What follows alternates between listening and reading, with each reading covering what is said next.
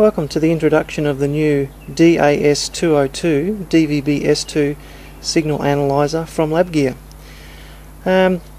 One of the functions of the DAS202 is this very unique satellite detection function, and I'm going to show you how it works.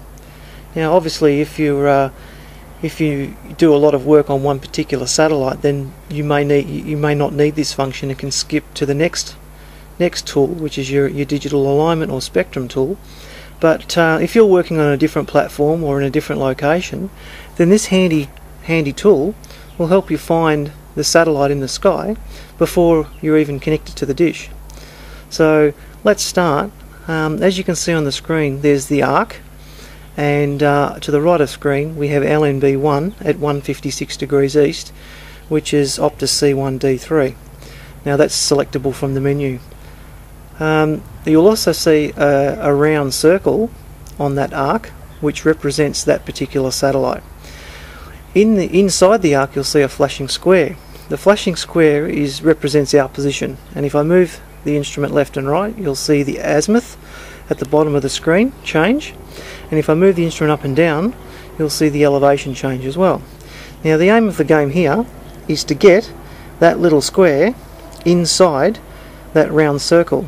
So first thing I'm going to do is I'm going to get my azimuth correct. So I'm going to pan the instrument across to here, come back to the west a bit, and then raise the elevation. I need to go back to the east, raise the elevation until the little flashing square is inside the circle. Now looking at the bottom of the screen, we've got our azimuth and the elevation at 45 degrees, and we're in Melbourne. So the front of the instrument is now pointing directly at Optus C1D3. So now all I need to do now is look through the instrument, and I'm looking straight at the satellite. Now, just as another example, on the left of the screen, at 100.5 degrees east is AsiaSat 5.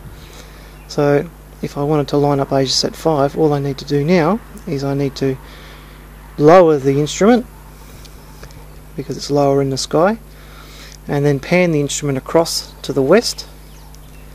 Keep going along, lower, up a bit. Okay, and into the square. Now the front of the instrument is now pointing directly at AsiaSat 5 at 105 degrees east. Oops, a little bit to the west. And the elevation is 26 degrees. So there you have it, the unique auto satellite detection function in the DAS202 DVB-S signal analyzer from Labgear. Thank you.